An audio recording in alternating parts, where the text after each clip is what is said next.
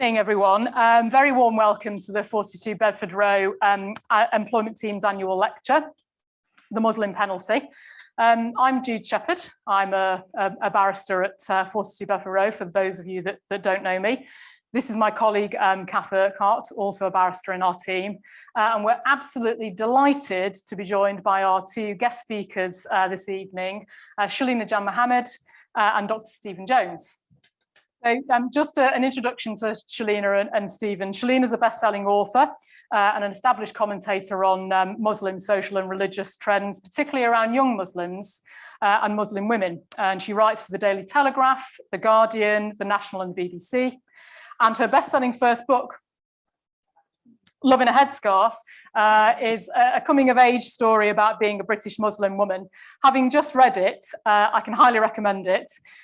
It's a beautifully written insight into the life of a young British Muslim woman. I hope it's not too much of a spoiler to say that John Travolta doesn't in fact turn up on her North London doorstep, and she therefore isn't able to convert him to Islam. But you'll have to read the book yourself to find out whether she gets her happy ever after. So that book was followed by Generation M, Young Muslims Changing the World. Oh, look, see, we're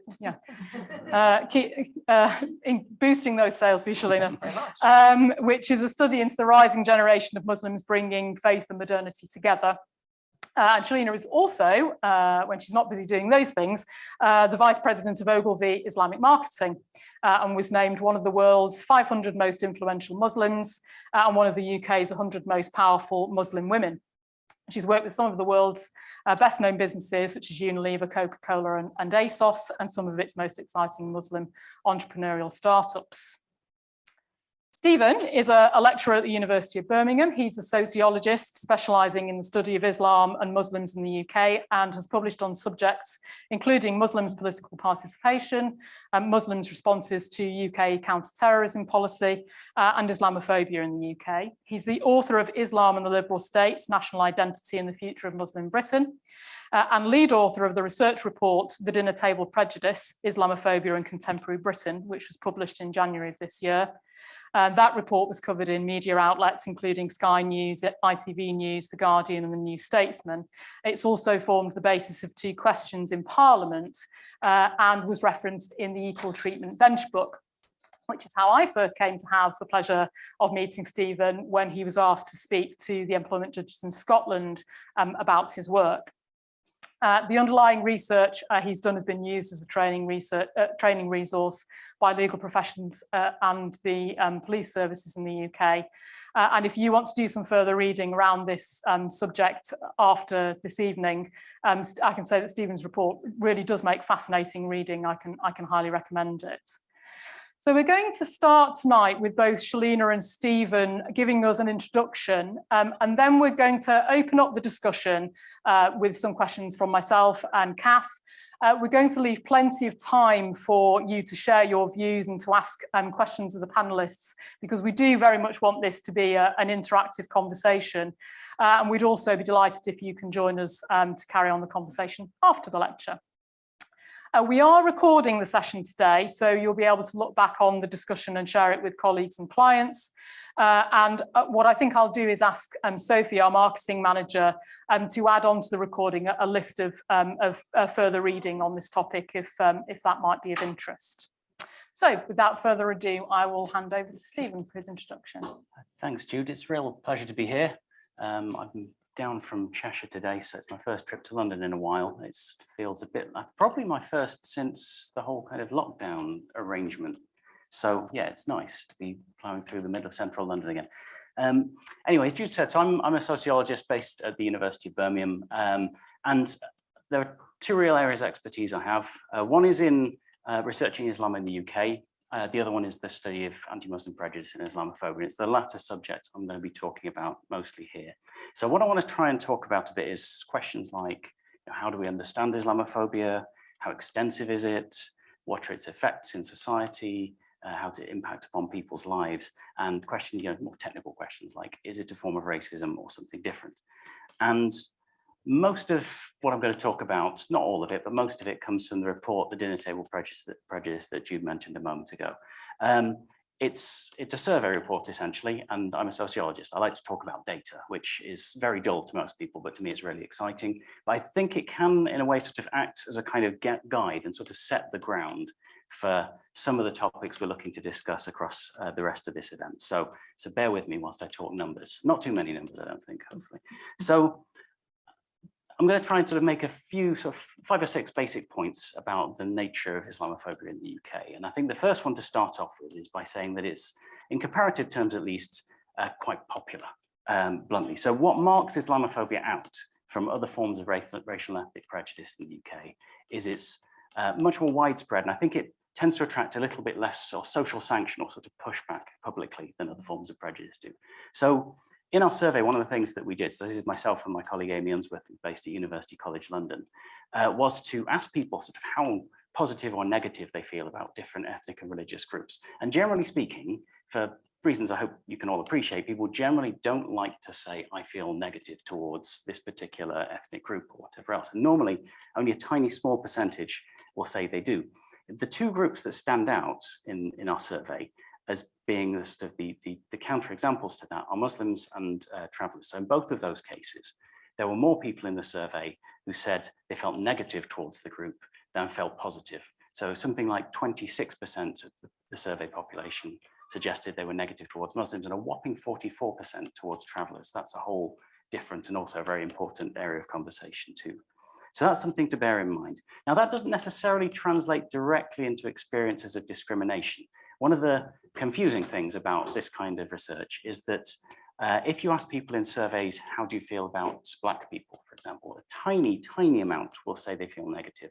And yet still, Black people in the UK suffer some of the worst levels of discrimination. So in stop and search statistics, for example, or educational disadvantage, something called the awarding gap, we call it in universities, where people will come in with a particular set of grades and come out with another set of grades.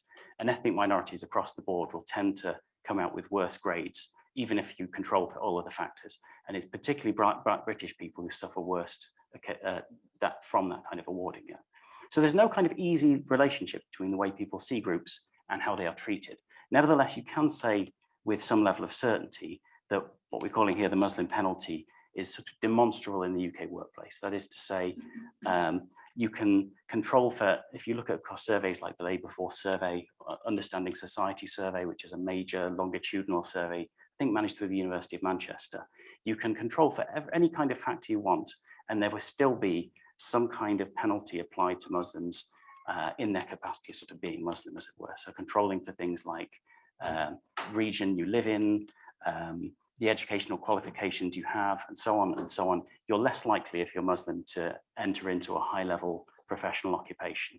That's something that's been cut across a range of different studies, but there's one particular person I'll single out, someone called Nabil Khattab, who does a lot of work around the Labour Force Survey showing that. So the next point then is just to say also that Islamophobia isn't necessarily connected to a sort of religious norms. You sometimes see it in the press that Islamophobia is sort of dismissed or downplayed or diminished because it seemed to be, if there are these kinds of disadvantages, they seem to be linked to the religious positions and cultural norms that Muslims follow. But again, you can look at data which shows that to be at best a sort of simplification. If you control for Muslims' own sense of religiosity, ranging from those who see themselves as being very religious to not religious at all, and you control for things like attitudes towards gender and all these other kinds of things, it still has very little effect. So that kind of penalty is applied pretty much whoever you are and whatever your views are if you are Muslim. That having been said, having said that sort of religious norms don't matter there, one of the things I do want to try and stress is that religion does in some sense matter to this kind of subject. And one of the things that I'd like to sort of stress is that the ways it might matter. So for example, there is a debate that's gone on in the last few years about whether Islamophobia can be regarded as a form of racism or not. Now, my view is that it can. I think it's all the arguments that say it can't be are sort of historically dubious and not very careful in the way they read how prejudice works. If you look at the history of modern racism, some of the earliest forms of blood purity laws in medieval Spain, for example, the limpieza de sangre, they were applied to Muslims, or Moriscos as they were called, because they've been forcibly converted to Catholicism. So it's part of the history of modern racism has been the history of Islamophobia. So there is that. At the same time, however, there's definitely a kind of religious component to Islamophobia, which I don't think we do very well at talking about in this country.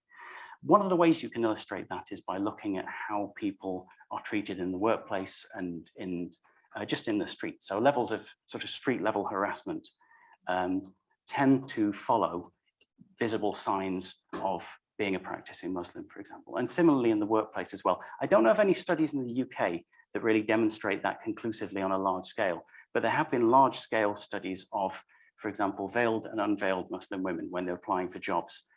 There's a big gap between how they are treated if they wear hijab or if they don't. So that's one thing to bear in mind, especially I should say, this is in the Netherlands and Germany and Spain where they did this research, especially if those roles were customer facing, there tended to be more of a penalty and more examples of discrimination there. So that's one thing.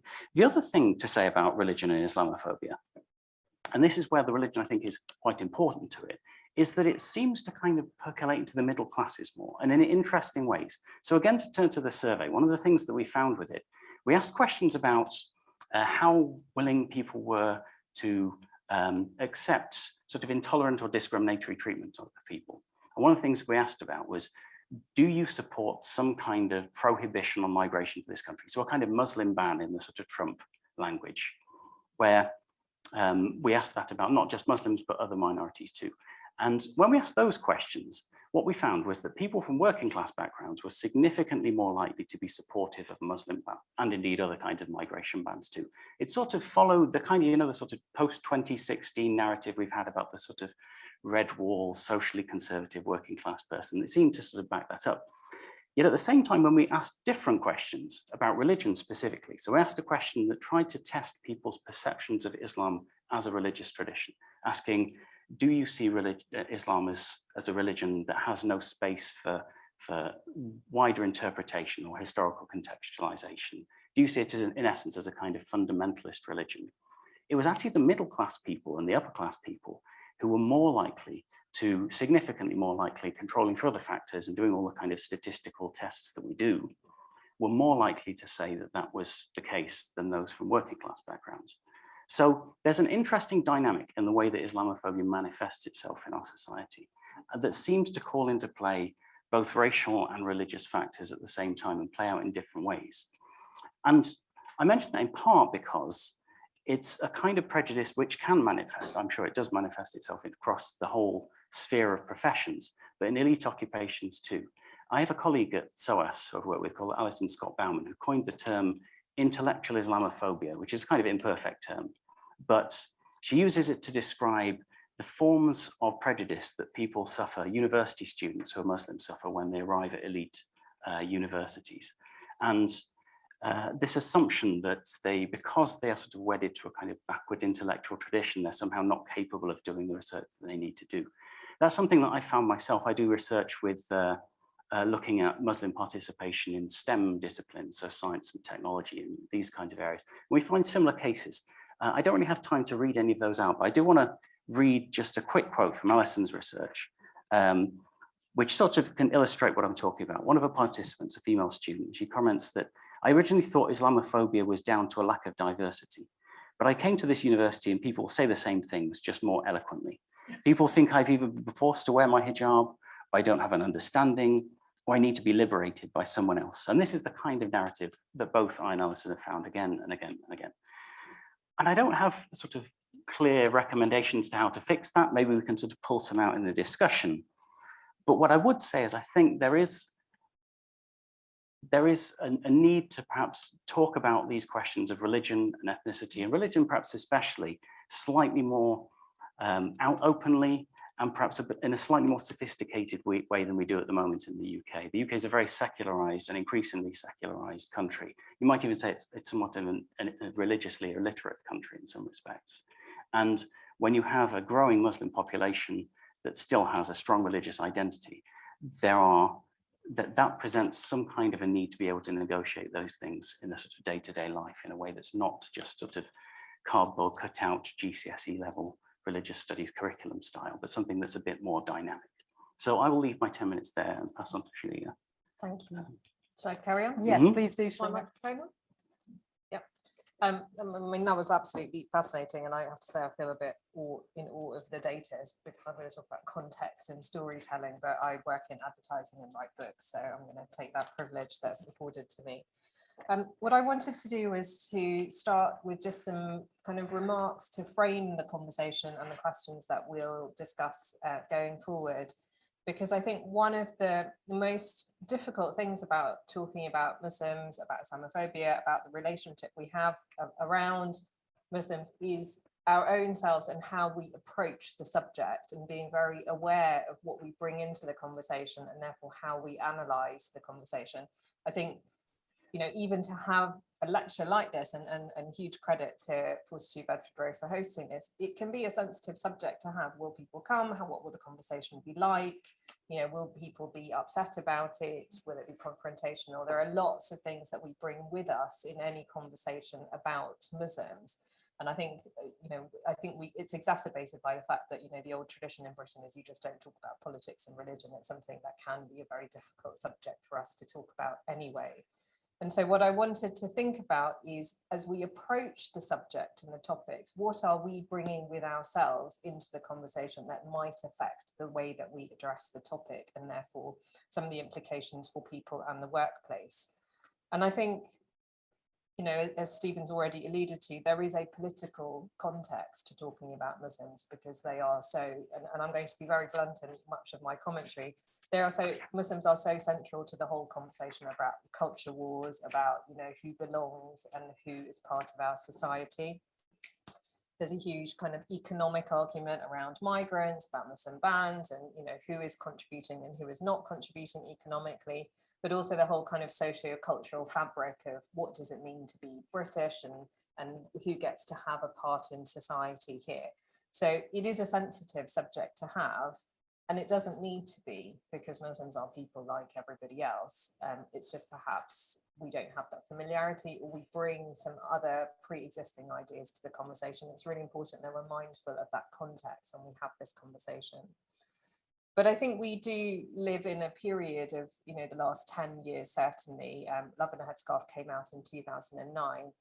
And there wasn't even language at that time to talk about things like representation, about intersectionality, about, you know, presence, and, you know, the different kinds of economies and the different kinds of workplaces and what people should or shouldn't expect. So we've come quite a long way in the last 10 or 15 years, thinking about how we talk about people who are underrepresented, who perhaps are discriminated against, or perhaps don't have the stake in the cultural capital in society to advocate for themselves. And some of that for Muslims certainly is part of the demographic profile. Muslims are very young, you know, they come, broadly speaking, in immigrant waves starting from kind of the 40s, although there are Muslim populations in the UK that are much, much older than that and can go back up to 200 years. And I'll talk in a second about some of that kind of variation in Muslim communities and populations.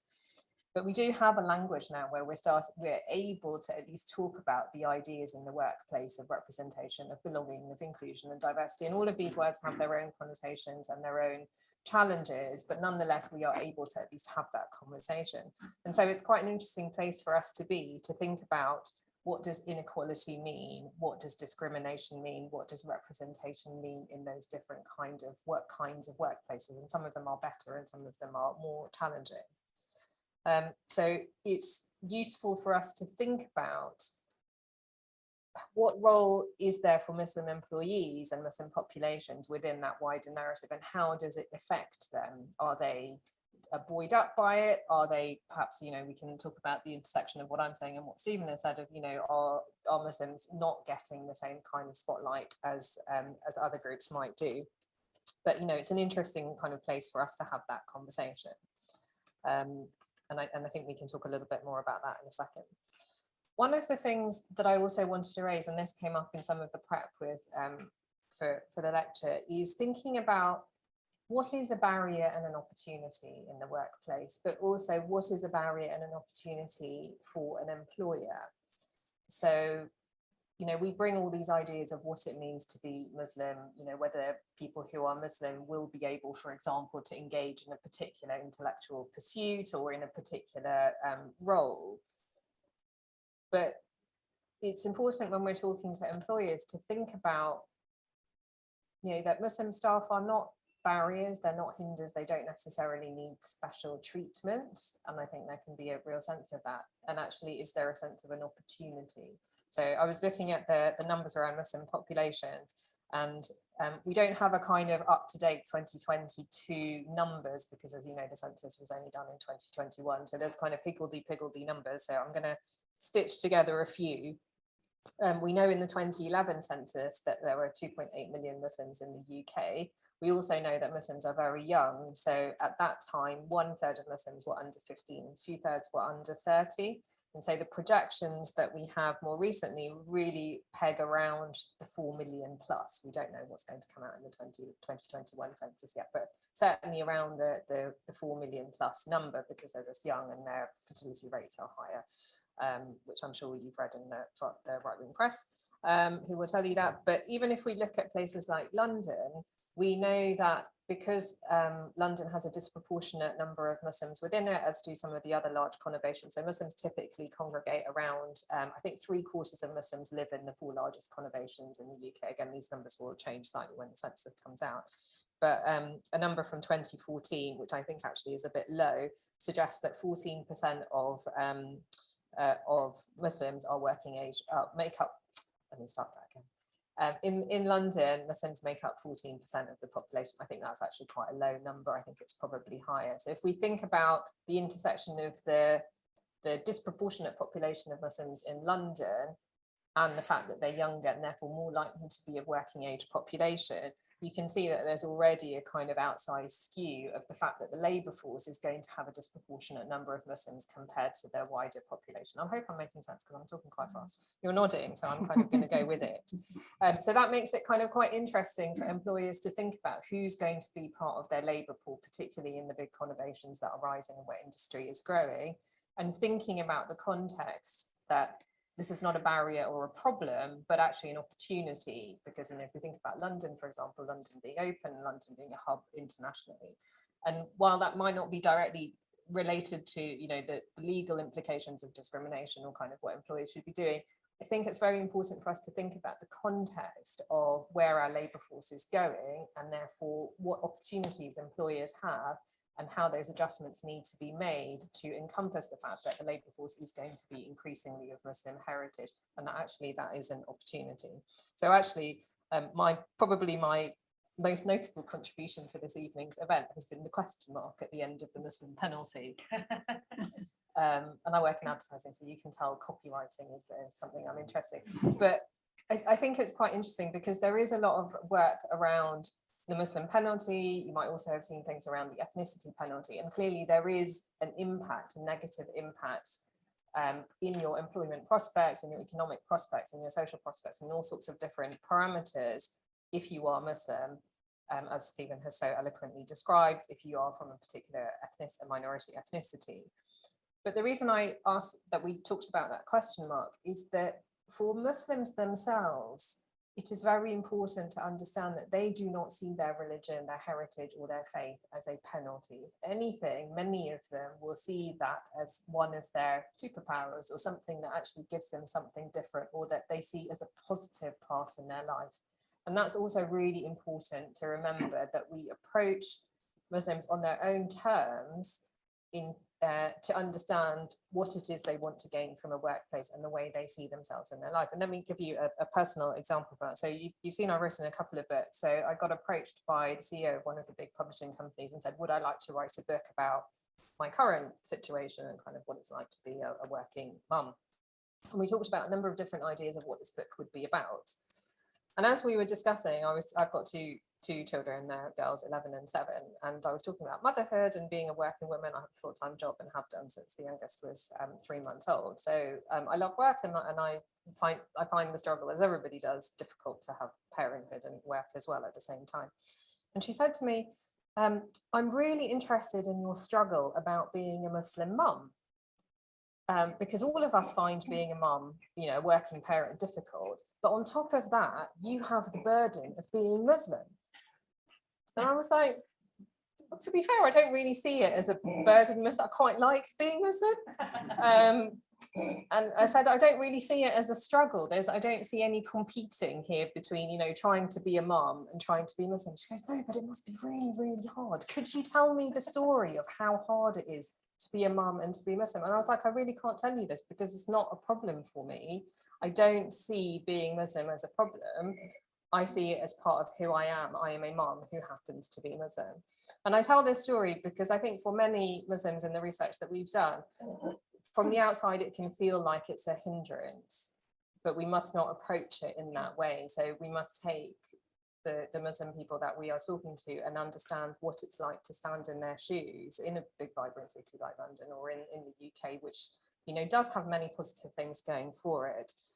So that's why I kind of put that question mark over penalty, because it may statistically and from a kind of cultural perspective, there may be penalties, and there are clearly, which need to be addressed.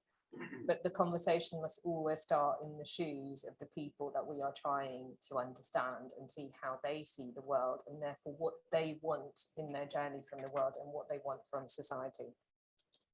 So just some final remarks. Is thinking about, therefore, you know, that the application of this context into our workplaces and how we address them. So, you know, we live in London, and you will have walked here and you will have seen on the streets, particularly if you've been in West London or East London, you know, young Muslim populations. And I observe what happens often in workplaces is that people have their own interactions with Muslims on a day-to-day level. And somehow you walk in the door at the office and you forget all of that, and all it reverts to is stereotype. And I think that's one of the most difficult challenges, that when we're thinking about the workplace, is to make sure we don't revert to lazy stereotypes. I mean, I see that all the time in the workplaces and businesses that I work with. But perhaps more important, if we're starting to think about what it's like to stand in the shoes of these Muslims, I feel very kind of academic and grown up with my glasses like this. I've just recently got them, so I'm quite excited. Is again, you know, along with these stereotypes, to understand that Muslim people that we're talking about are not like a textbook from year 6. People's lives aren't a religious tract. The way people live their lives can show great variation depending on what ethnicity they're from, what heritage they're from. They may hold a whole range of different religious beliefs. And to apply a sort of normative idea of what it means to be Muslim upon them is actually perhaps one of the greatest barriers, because Muslim people need to be understood on their own terms in terms of what their faith practice means to them and what and how it's applied.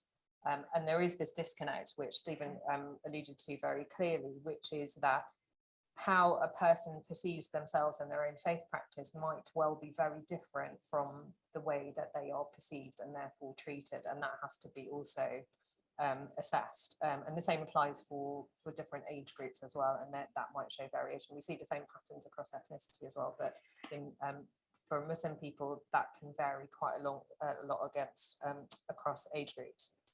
So those are quite important things to be thinking about. And the final thing I would say in terms of, you know, the workplace and employers is that, you know, as I was saying, the language and our capability of understanding how a workplace should be flexible or should adjust to its employees has come quite a long way in the last 10 or 15 years. And one of the things that is really important to think about in this contextual practical approach is that there are the practicalities of day-to-day working. When you go to the office, is there a prayer room? Can you wear your hijab? Will there be halal food in the canteen? Can you take the day off for Eid? And we will talk about, I think we'll talk about these in the discussion.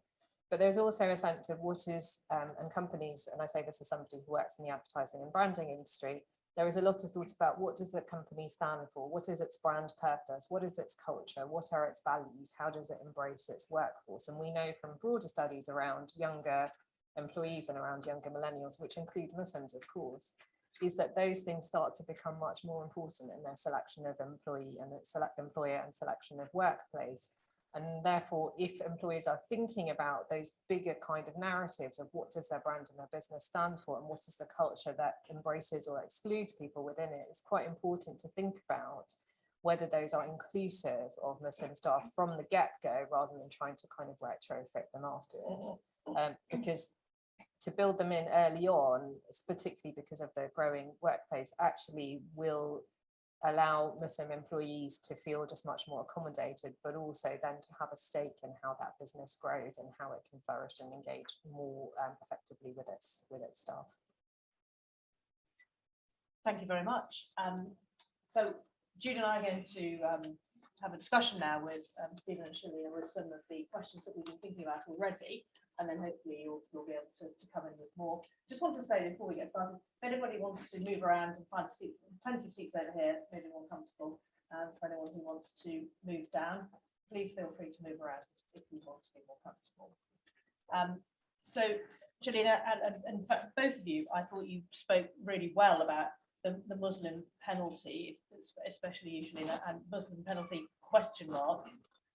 My first question was going to be, can you tell us about your view of the Muslim penalty? I think you've already done that very well. What I did find very interesting, what you were saying, Shelina, is that you're focused on the numbers of Muslims, the growing population, how young it was. Did you say 2/3 of Muslims are under 30? According to the 2011 census, 2/3 were under 30. Which is such a striking figure. It's huge. It seems to be. Would you like to say anything about how that might impact the Muslim penalty ? As that young group moves further up into the workforce? Is there anything you want to say further about that, or either of you? Can I have a stab at that, or sure? Yes, God, you please. look like you're itching to say something. Yeah, looks can be deceiving on that. I'd say, I mean, on the term of Muslim penalty first, I think it's an odd one, is it? Because it's kind of come out of social scientific analysis, where you're trying to isolate particular factors that cause certain things to happen in data It's a sets. very challenging phrase. Yeah, and so it stands out, which is completely removed from actual human experiences, Shelina was saying. And I think it's one of the things that, as I move from social scientist data set person to looking at more qualitative experience of people's lives, is that there's a kind of distinction between those two things, where oftentimes the reality of how people are treated is a very complex matter. So I used to work, I've actually just shifted roles a bit in my university in the Islamic studies, and Islamic studies has a major underrepresentation of Muslim academics. And the reasons for that are very, very complicated. And part of it is to do with the fact that theology and religion student numbers are going down. They're historically Christian foundations in most cases, certainly in the Oxbridges and to some extent even Birmingham, like the Red Bricks. We have a sort of historical lineage that goes back to Quakers and nonconformist Christianity and so on. So diversifying your staff base when your student base is declining is a very difficult thing. And so it's resulted in this kind of skew where people like me tend to get more easily move more easily into posts within higher education than staff from minority backgrounds, in part because I can sort of switch across. I can be an academic who studies Islam one day, but I'm not seen as that. That's not the totality of my identity. So there are these complicated structural things going on. But the other sort of complicated structural thing going on is that you can see a sort of generational change in various different facets of public life, where, so for example, in education, not necessarily higher education, you can see in Muslim seminary contexts, which were initially set up just with pretty much with the sole aim of keeping a certain Islamic tradition as it is in the UK, because we're worried about our kids not being raised in the tradition we've been raised in. They've gradually begun to shift and start to build links with further education colleges, with higher education colleges. In London, for example, Middlesex University has partnerships with Islamic colleges in different parts of London as well. That's quite new. And I think the reason for that is precisely that kind of factor that you're talking about. There's a growing demographic, a younger demographic that needs good qualifications, that's going into these kinds of schools and requires some kind of possibilities after they come out the end of it. So there's a sort of groundswell that's causing certain institutional structures to shift. So whilst this subject can be quite depressing at times, you can see certain changes happening in society which push things in a more positive light. I think that's probably what I'd say in the Do you want to add anything to that? Yeah, sure.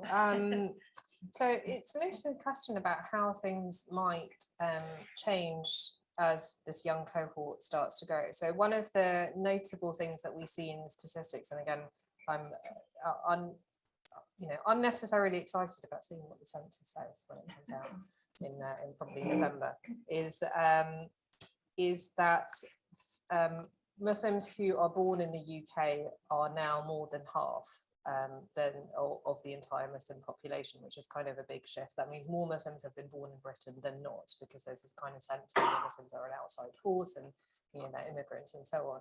But what we typically notice is that when you have minority group populations, is that as soon as you have groups that are born in the UK, there is a sense of being British and kind of having a stake in society, but also a sense of having a right to be treated more equally, in a way that perhaps those who were immigrants themselves felt they didn't have a right in order to claim their stake in society. And we see this framed more broadly in the kind of gratitude, language. People should be grateful to be in the UK, whereas these younger groups who've been born in the UK will have a kind of a very reasonable expectation that they have a stake in society and therefore have the right to be treated more equally, and therefore will be more discontented with any kind of penalty, whether that's kind of explicitly or implicitly stated. So I think that will be kind of quite interesting to observe, to see how that conversation changes. But as I was saying, in terms of the numbers of the labour force, it's also quite interesting to see that young Muslims in the big cities in the UK will start to play a disproportionately large role. They're already disproportionately numerous in terms of kind of school places and school-age children. So it will be interesting to see whether they are able to climb those socioeconomic ranks, but also what influence they might have when employers decide that they need to broaden their labour pool out as well. So I think those are questions that are still up for grabs. I mean, things that also interest me, just while we're talking about kind of age and playing the long game, is that we know that these higher socioeconomic professions, particularly what I call the kind of storytelling and creative economy professions, which essentially set the cultural tone of our society and create the cultural capital. So, politics, journalism, publishing, advertising, media, which essentially tell the stories that shape exactly this kind of Islamophobia and the discrimination because of that kind of intellectual class and hold over the ideas of who should be in our society. Those have woefully poor representation of all minority groups, but particularly Muslim groups.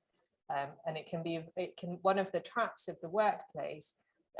Again, just in the way Stephen talked about, he can move around between different specialities. One of the traps of the workplace is that to get ahead, sometimes you have to kind of take advantage of your Muslimness to tell the Muslim story, or get sent on the Muslim story, or kind of focus on it.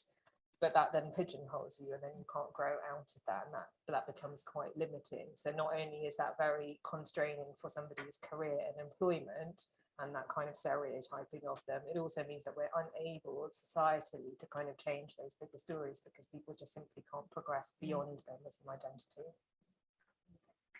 I was interested, Shelina, to hear you sort of acknowledge the sensitivity around these kinds of discussions, because actually what sparked my idea for this event, well, firstly was hearing Stephen speak and being, I have to say, slightly depressed by the statistics that he spoke to us about, and thinking it's occurring to me, actually, even though I'm an employment lawyer specialising in discrimination, and I often go to events and we often talk about all sorts of discrimination, I very rarely hear this topic talked about. Why is that? And it's also interesting to hear sort of Stephen talk about religious literacy and the impact of talking about these things, and the importance therefore of having that kind of conversation. And I looked also, I thought I'll have a look at the statistics for tribunal cases in respect of religious discrimination, which make very interesting reading. So the only statistics we've got at the moment, which were released early this year, are for 2020-21, which is obviously, as we all know, a rather weird year. But nevertheless, claims were still being made. I think the number for claims of religion or belief discrimination were only about 730. in comparison, for example, to over 4,000 race discrimination claims, over 5,000 sex discrimination claims.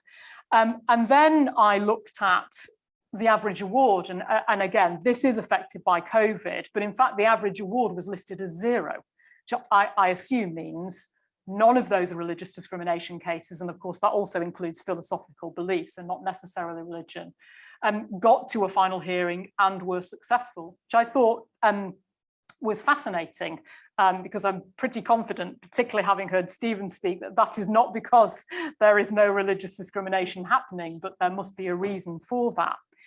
And I wondered what you thought about talking about the youth population and the growing labour market from an employer's perspective. To what extent do you think employers need to understand the definition, if you like, of Islamophobia and what it is? I think that's when the spotlight goes on you as the All Islamophobia right. expert. Okay, I'll have a stab. Yeah, Do they have a role to play in sort of the education? yeah, and I think they do. So the questions around the definition of Islamophobia have become extremely heated, very politicized, a lot like anti-Semitism and the left, where it's become very, very difficult to actually have a conversation because of the extent to which it's been tangled up in factional or inter-party conflicts and media conflicts. And in the case of Islamophobia, the difficulty you have is that the definitions that are out there, so the two that are probably the most current and most widely recognized, is one that's published by Runnymede in 2017, one the most influential by the All-Party Parliamentary Group on British Muslims in 2018, I think that was. That's the most influential because it's been given some kind of formal recognition by various councils. Most political parties, apart from the English Conservatives, the Scottish Conservatives go with it, and various other institutions as well. And it becomes almost like this kind of test, a sort of like a purity test. Do you recognize the IHRA definition of anti-Semitism or not? If you don't, then that's your flaw.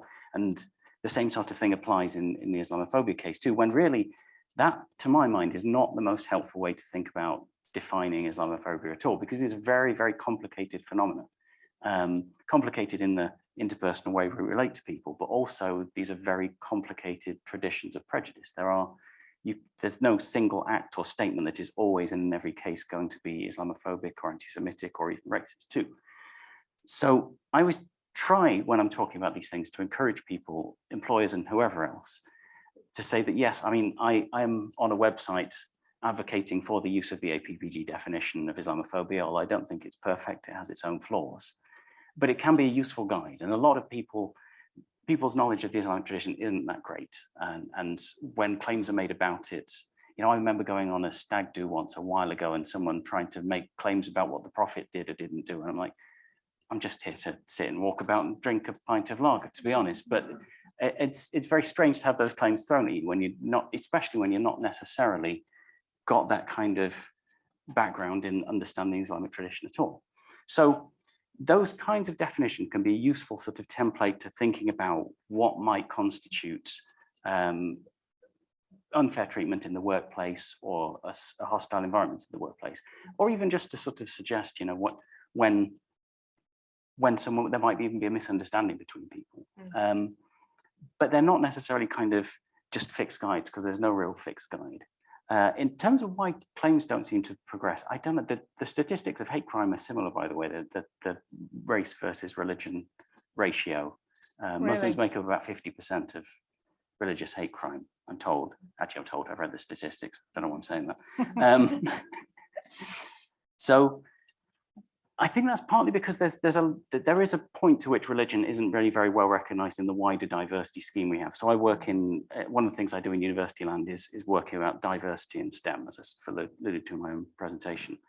And there's a huge industry of diversity in STEM work, getting more women into STEM and eliminating racial discrimination. There's virtually nothing at all on religion. It's completely ignored pretty much. And I'm not quite sure exactly why that is. Other than to say we don't really talk about it very well, because it's not like the law's there.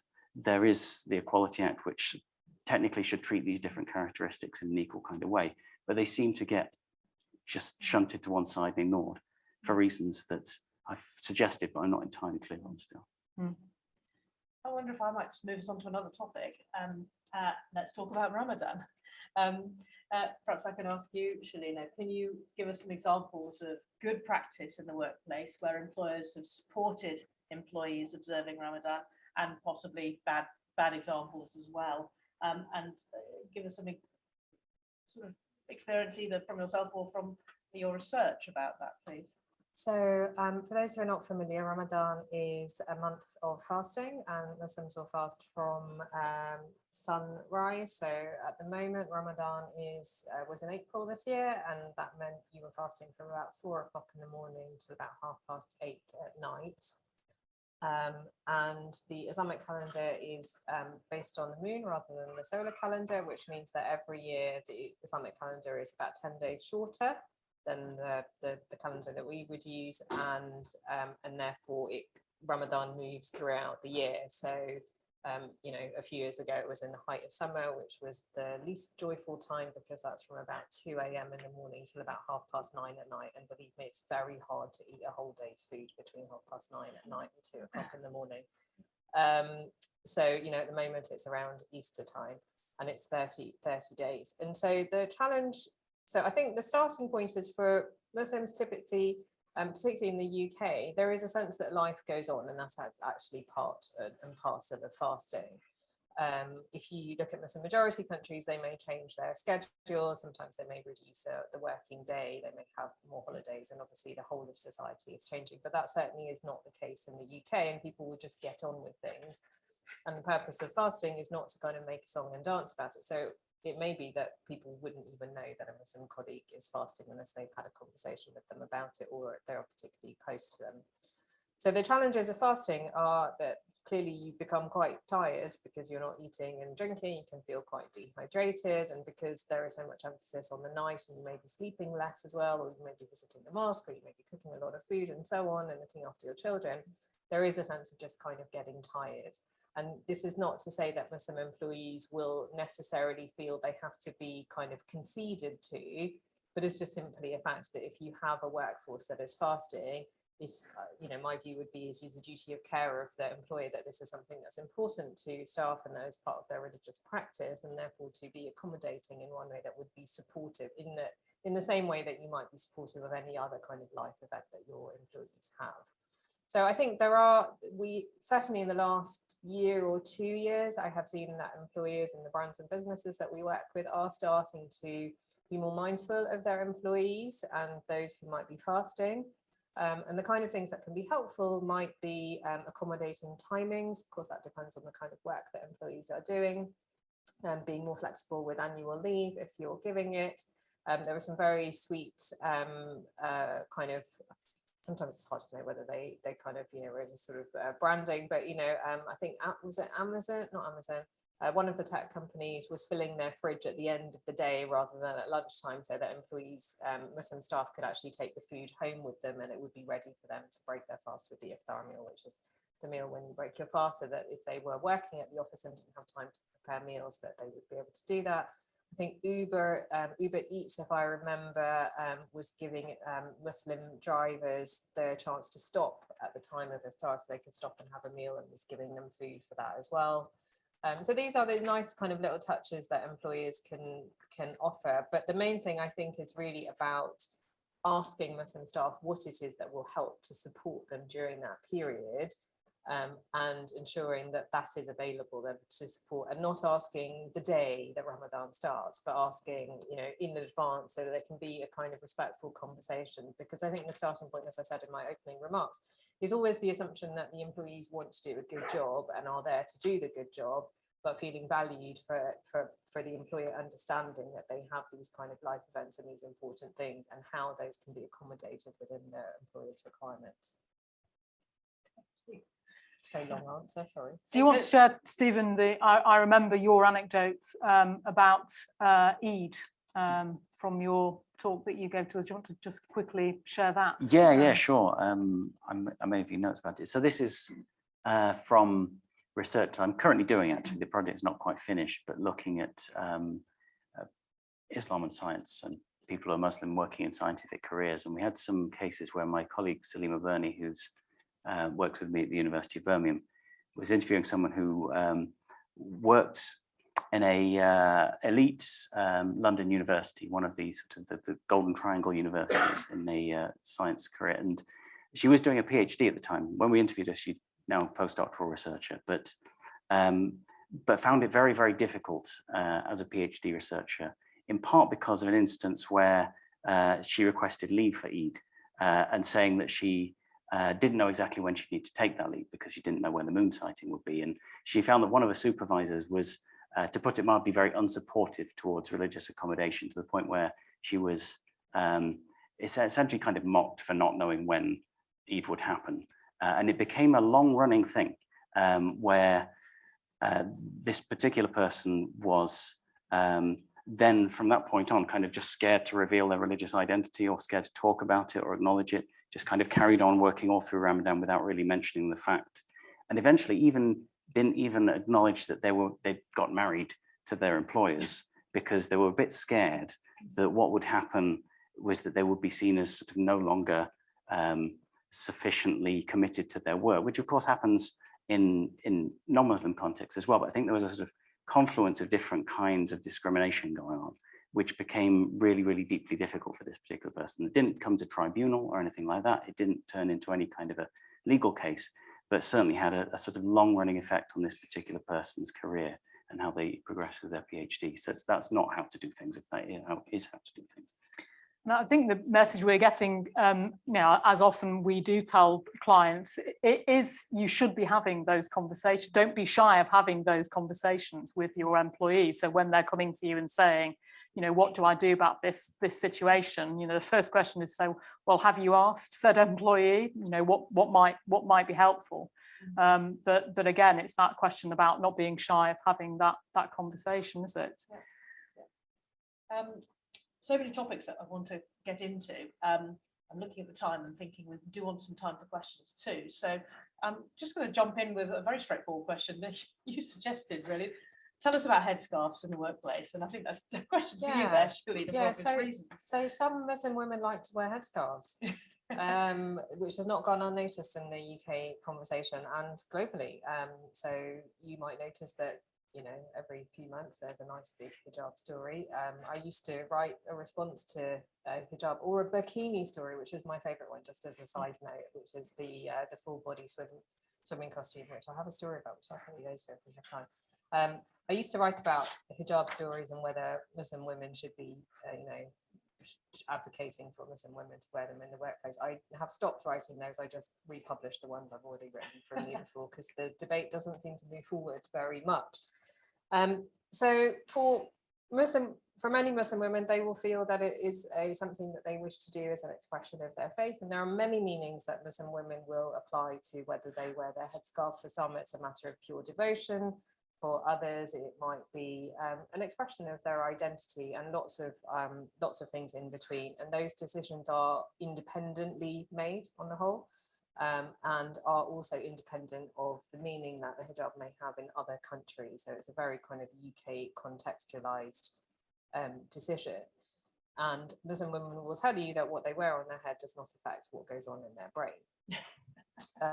I can testify to that.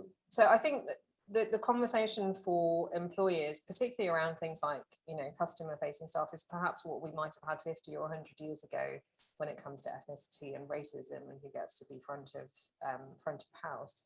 And I think, there is a role to be played to give employers the courage to overcome the pushback they might have from clients or from their onward partners to resist having Muslim women in front-facing roles. I mean, we have conversations about what women should and shouldn't wear in front-facing roles. I mean, ridiculous conversations about should they wear heels and, do they have to wear stockings or not, and how much makeup do they need to wear? For me, I see the conversation about hijab very much within that context. It's like we don't tell women, that they have to kind of dolly up in a particular way. They need to just be able to do their jobs. And for me, I find that framing quite helpful. But of course, for Muslim women, they do want a certain kind of sensitivity and respect, and the clothing that they choose can happily fit within a wider uniform, but there is no reason, in my view, that there should not be an accommodation to fit with that. And again, as we've alluded to all the way through, it's all about the conversation of what's right between the employee and the employer, and what can kind of bring both of those to a kind of mutually satisfying outcome. Thanks, that's really interesting. And Jude, I don't know if you want to have any more questions now, or should we go to the There was just so that definitely do want to come to questions. Yeah. There is just one other thing that I would like to ask about, which is this sort of notion that, I mean, I think as an employment lawyer, you know, often representing respondents, so therefore representing employers, I see a lot of cases where it's apparent that the disadvantages to the employee were not intentional.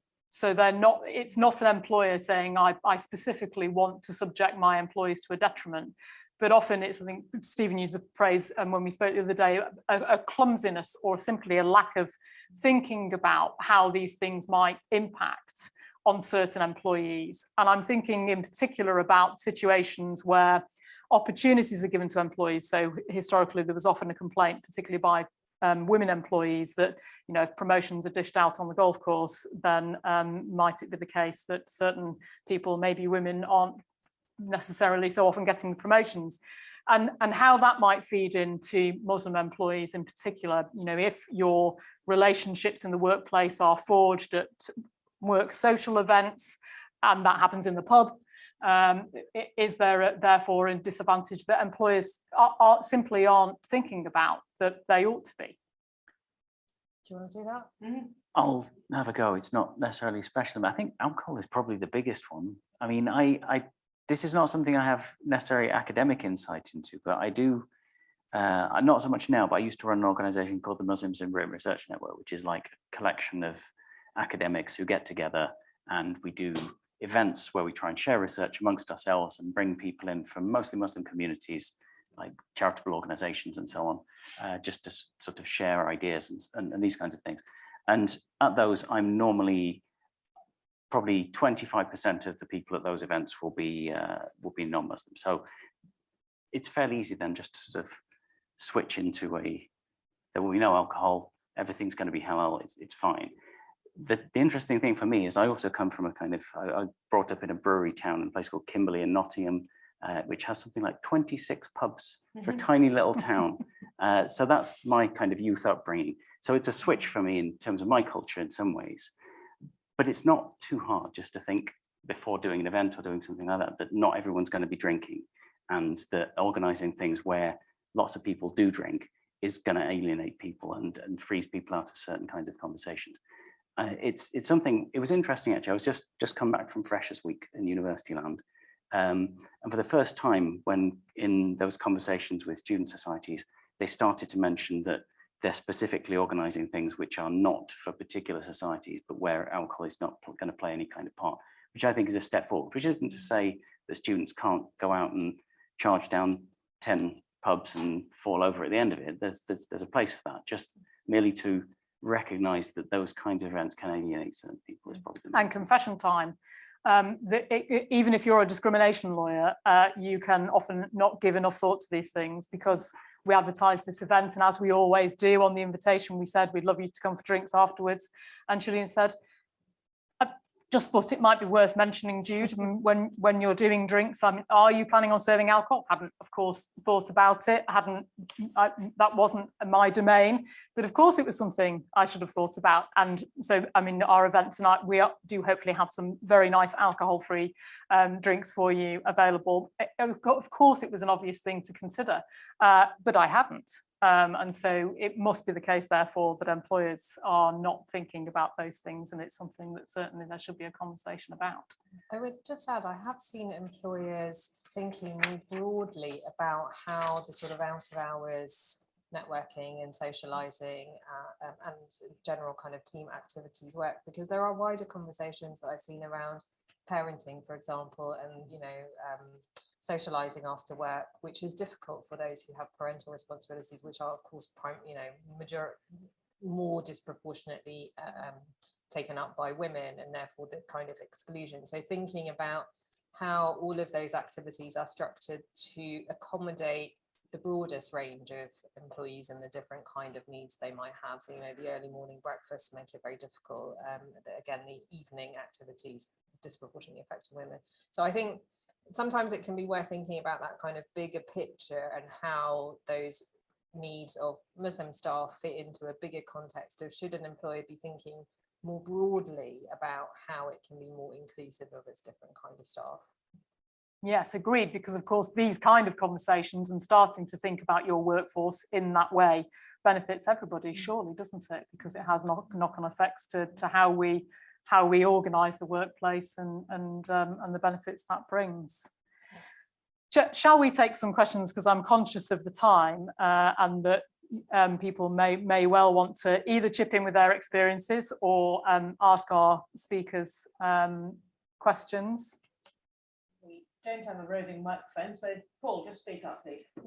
Well, I'd just like to say thank you all for this session. It's actually been quite eye-opening, but actually I can think about this in terms of I've never been to a talk actually where discrimination is actually being dealt with in this way, and it's quite important that employers look at this.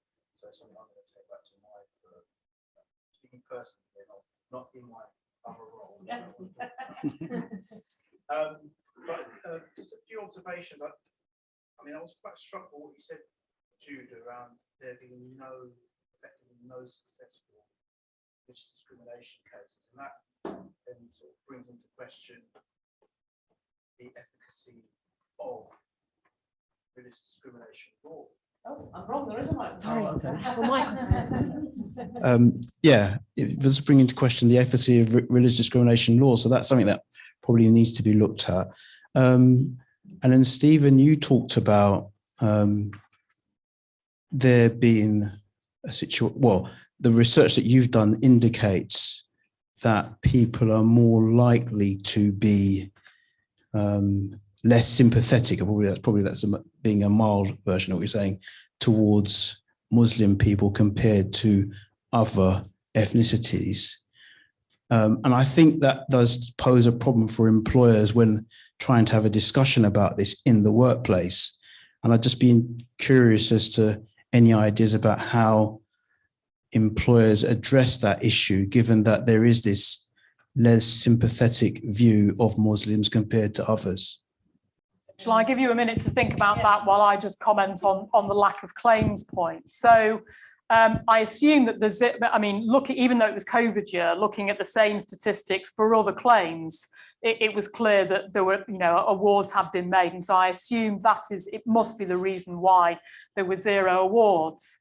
I don't know why that is, but the first thing that occurred to me is there is, of course, usually, from my experience, that intersection between race claims and religion claims.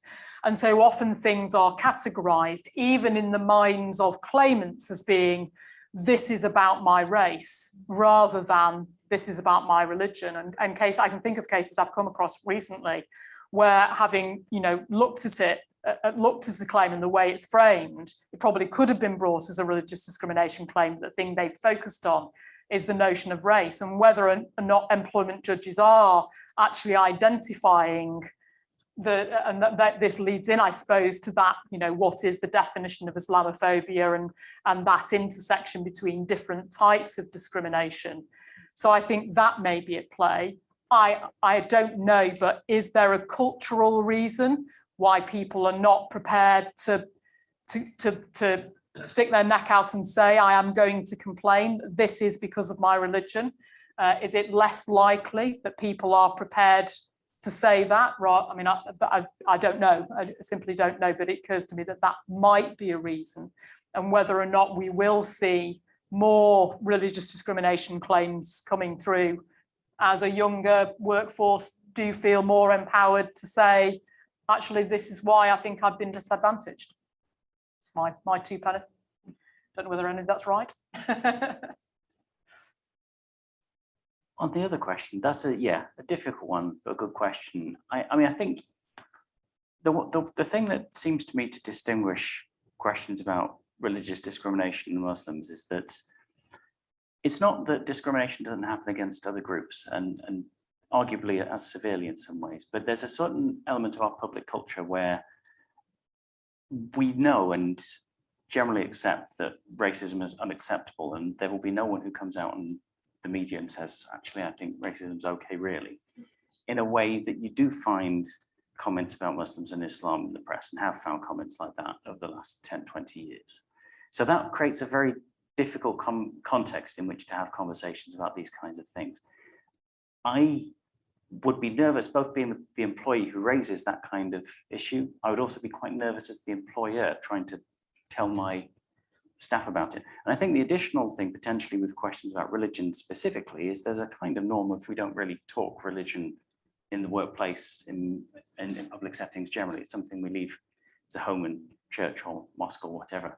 So there's an issue there too. I think perhaps the thing I'd possibly suggest, it's not particularly radical, is just simply to make your employees aware of what the law actually says when it comes to how you should deal with religious accommodations in the workplace, and how that has the same kind of coverage as other forms of discrimination do. Because I suspect, maybe I should do a survey on this, that awareness of the law around religious discrimination is possibly not as widely acknowledged or widely understood amongst the general public as it is gender and race, which are much more well established. This country was very late to implement religious discrimination legislation. That's the thing. So that, I mean, it's still been like, what, 20 years, give or take, 2003, wasn't it, the first? Yeah. And so that's a decent amount of time, but still, it's not sort of filtered through in the public discourse in the way that the other equalities characteristics have, I don't think. Which might be another reason, of course, for the lack of claims. Yeah. Or the lack of positive outcomes for the claimants. Yes, Sorry, I'm giving the mic, but I think you heard me. the lack of positive outcomes, yeah. Yeah. Because surely the tribunal, the panel is a reflection of the society in a way. And if we're not talking about it as a society, there is the intellectual awareness, but in terms of the lived experience of the Muslims coming before the tribunal, the chances are that they're going to come before a panel of non-Muslim. Yeah, judicial diversity. The judicial being diversity important. point, yeah. Yeah, something that I'm passionate about. I'll come to you in a moment, but just picking up on what Stephen said about making sure that employers understand actually what the law is. A practical tip, just because I've just recently revisited it in preparation for tonight, is that there is specific ACAS guidance on religion and belief discrimination, and that makes quite interesting reading and is an easy thing to be able to sort of refer your clients to. And it, you know, as ACAS guidance often does, gives lots of good sort of practical examples of things that in the workplace that might be helpful. There's a question at the back. Hiya, thank you.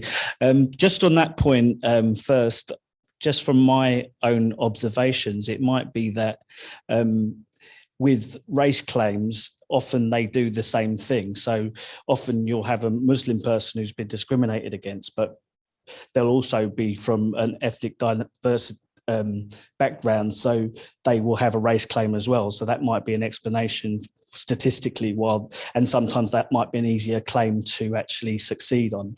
That might be an observation. But I did have a question about, in terms of discrimination in the Muslim community, how does that intersect with different factors like class, different Muslim communities, because there's obviously different countries that people who've migrated here that come from. So do certain groups have a better outcome than others, and does class affect it as well? I think you should. Okay. Yeah. So the Muslim population of Britain is bewilderingly complicated, even for someone who studies it professionally. And is becoming more bewilderingly complicated. It was the case sort of from about the 60s through to the 80s, where the majority of Muslims in the who are living in the UK had originated from the Indian subcontinent, Pakistan, Bangladesh, and India. That's increasingly less the case. We have since 2000, newer populations of Somali Muslims, Kurds, Kurds being a population that identifies in different ways to the rest of the Muslim population in the UK. So there's all kinds of things going on. But there are definite distinctions of the kind you're talking about. So, for example, there are much better employment outcomes amongst certain groups. So East African Asian migrants to the UK, for example, have tended to perform better in employment markets than Pakistani Muslims, largely because of the kinds of families and the kinds of, they originated from, the kinds of skills they arrived in Britain with. So there are big distinctions there. The one thing I'd say though is that when we look at these kind of data, you try and sort of control for all those kinds of factors. So different kind of point of ethnic origin, different family background, whether you're from a particular class cohort, and there still is this disadvantage that you suffer just from being Muslim and being treated as Muslim. So it's not just about those kinds of different ethnic factors. Yes, we've got a question over here. I've got 2 points, if I may. Sorry. The I'm on first my way. is- Sorry. Sophie's sprinting as fast as she can across the room. Thanks, Sophie. I'm a former employment practitioner, so my first point is from my time in practice about religious discrimination claims in the tribunal. It's something I've always noticed because I used to, when I'd advise clients, claimant clients in particular, always think that their claim's worth £1 million. And to try and persuade them that it really isn't, I would always show them Ministry of Justice statistics about what the average award is and watch their faces drop. But one thing I always noticed year after year was the very low number of successful religious discrimination claims and also the very low value of awards.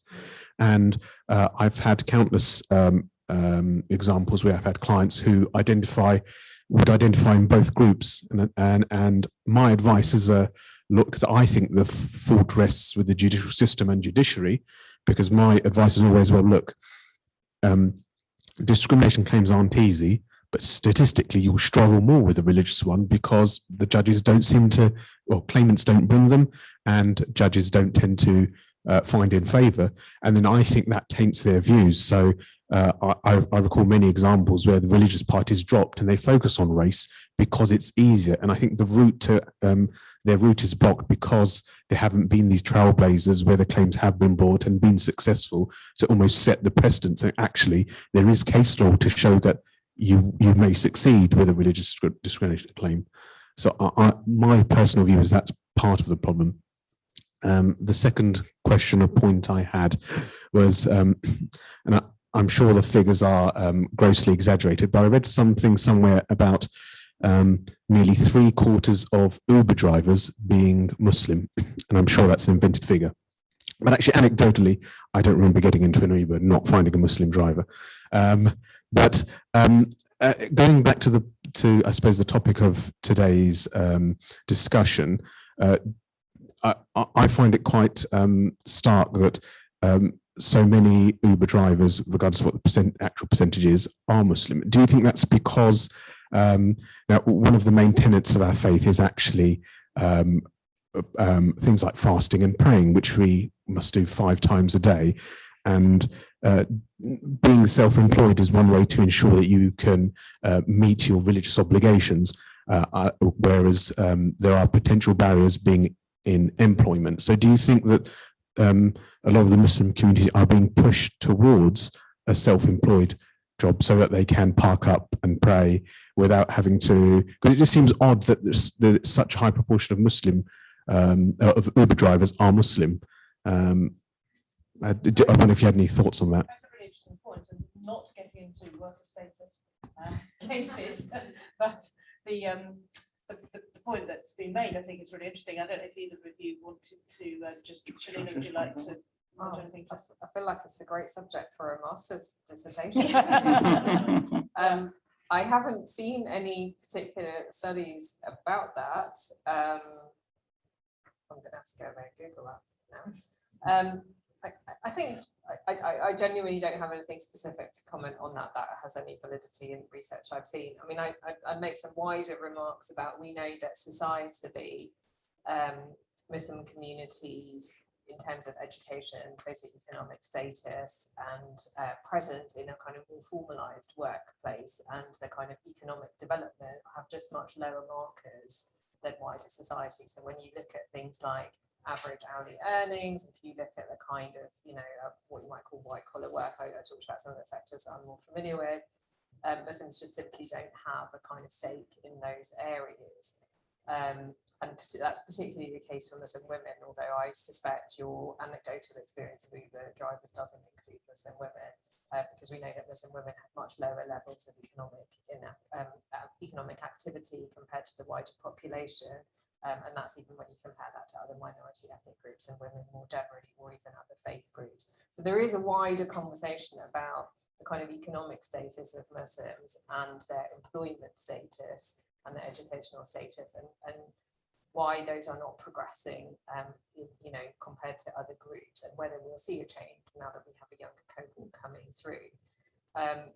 So I suspect some of that is actually this very issue we're talking about in terms of not being able to get into the workforce and finding blocks early on, because when you look at kind of studies around employment patterns, it's not that there is a barrier that is independent at each stage. So it's not that it's harder to get a job interview because your name is much more likely to create a hindrance to getting an interview. That is not an independent factor to you're more likely to have security in your job. It's that each of these factors multiplies as you go along the way, and so the kind of drop off for people who are entering the workforce is just going to be multiplied as you go through. So it may simply be that either it's too hard to get into the workforce because of either some factors that the person themselves doesn't have the education or the skills, or it may be that they tried to get in, but it's just there are so many barriers and hindrances that it was just not possible to progress, or even they did go in. I mean, not often, I feel like we're in some kind of weird radio show now. It's like, the anecdotal evidence of taxi drivers might be that some of them are quite well educated, or, they may have some skills, but they have chosen not to continue because they felt that the workplace wasn't. I mean, we're really in the realms of speculation here.